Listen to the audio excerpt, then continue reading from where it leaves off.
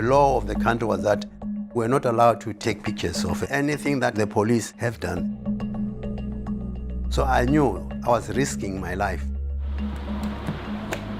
The last picture that I took with this camera is for Hector Peters in June 16, 1976.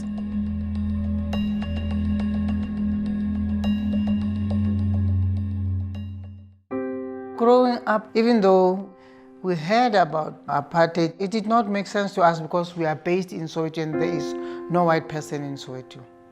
The only white person that you'd see would be superintendent, police. So it did not really understand what apartheid is. About 1976, we were told that subjects are going to be taught in Afrikaans. Okkie is diep in gedagte terwyl hy hankend aanstaap skool toe. So we felt like the very same subject that we are struggling with English, we are going to do in Afrikaans. This doesn't make sense. For many years, blacks were learning English, but when they say that now you must try to learn everything in Afrikaans, it was difficult for the students. We preferred to be taught in English because we felt like English is the international language. To us it was like, okay, now our oppressors think that whatever they want to say to us we will do because we are afraid of them. So we just decided that we are really going to demonstrate. Some students leaked the information to the world newspaper. They told us tomorrow is going to be students protesting against Afrikaans. On the 16th of June in 1976, we were so excited. It was like we were going on a school trip. To them it was just a joyful march. The singing, the chanting, we felt free.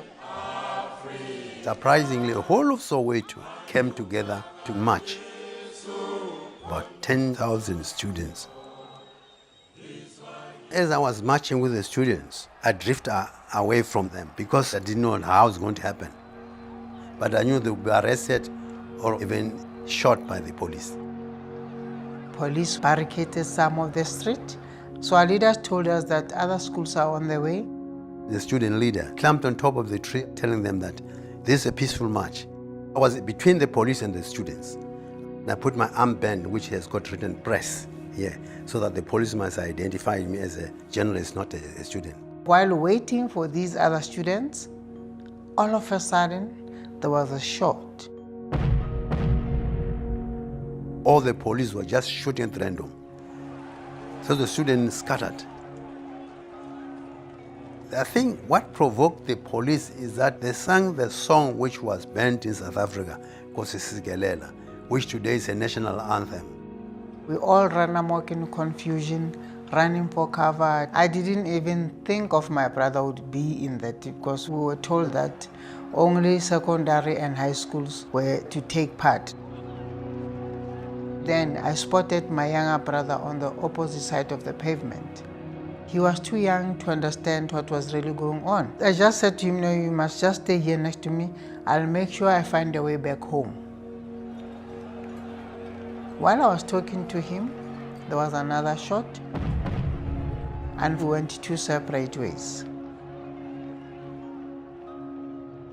I was very close from where the police were shooting. And I saw a person fell down, but I did not expect to see a 13-year-old boy being shot by the police. As I sneaked back to the pavement, he was nowhere to be seen. When I took that picture, Boiso Makuba picked him up to get Hector Peters into the clinic. So I quickly ran to the scene. I was trying to explain myself. This is my younger brother. Where are you taking him? The man never said anything. And I looked at my brother. I saw blood coming from the side of the mouth. As he was about to put my brother in the car, he said, "He's dead."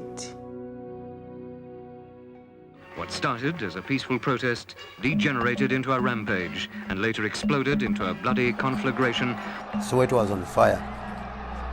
No journalist was sleeping on that night until the following day. There was a cloud of smoke all over Soweto. Burnt houses, buses, it was tense. I knew that the police will force me to open all my cameras. So I removed the film quickly and I stuck it on my sock. When the police opened all my cameras, all the films were exposed except the picture that I took of Hector Peterson. There was a big debate up at the World newspaper. The editor thought we must not use this picture because this picture is going to spark civil war in South Africa. But eventually, the editor of the World newspaper decided that no, come what may, we must use this picture. The police came to the office of the World newspaper. They weren't happy they were exposing what the government was doing. Of course, the picture was banned in South Africa. I did not know that it was going to have such a big impact.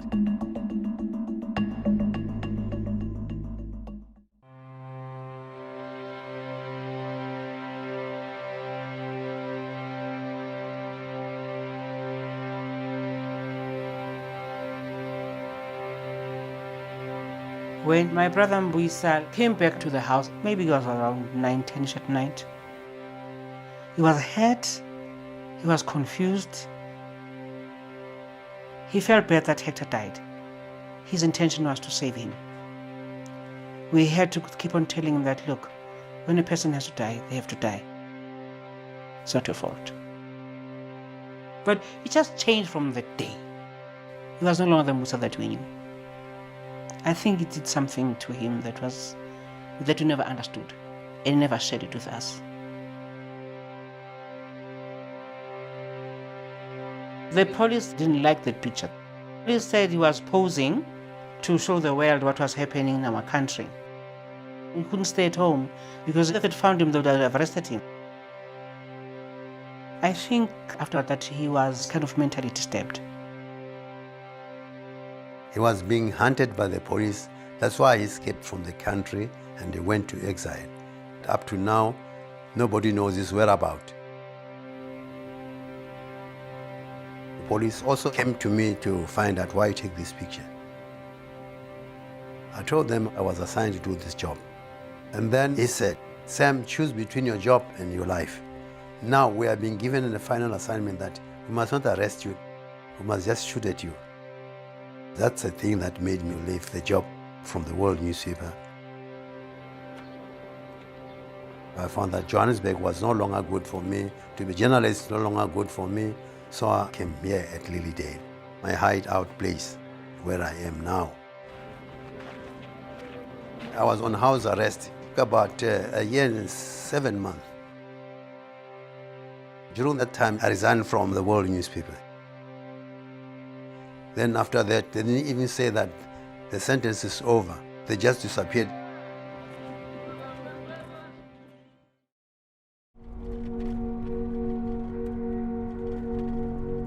For many years, I regretted taking the picture of Hector Peterson because the picture destroyed my future in journalism. But I'm no longer regretting it because Mandela, when he was unveiling Hector Peterson Memorial, he said, when we saw this picture, we said, enough is enough.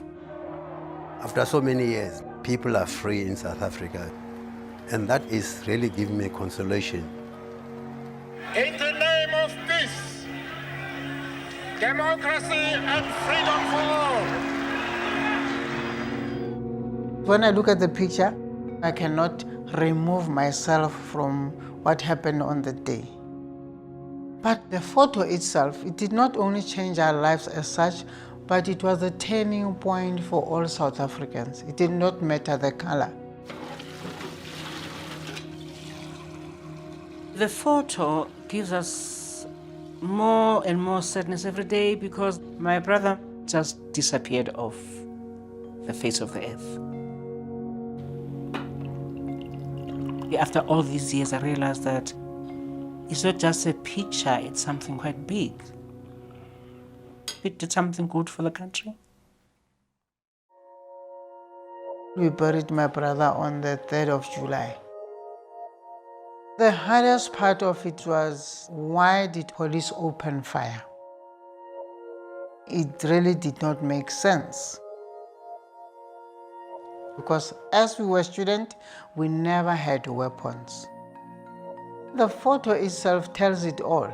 Even the youngest were there, they felt like being oppressed is not okay. Look at what happened. Even the youngest was killed. So to me, the picture reflects all those families who had similar incidents, because I know that we were not the only ones.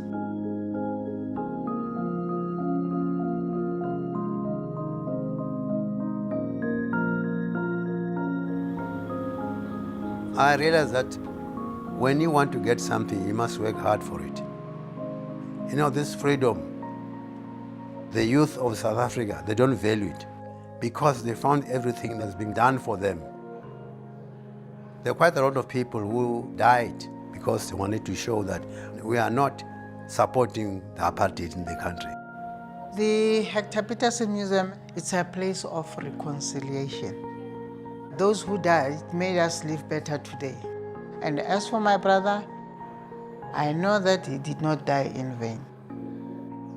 The picture changed South African apartheid because the world, they felt that this is enough.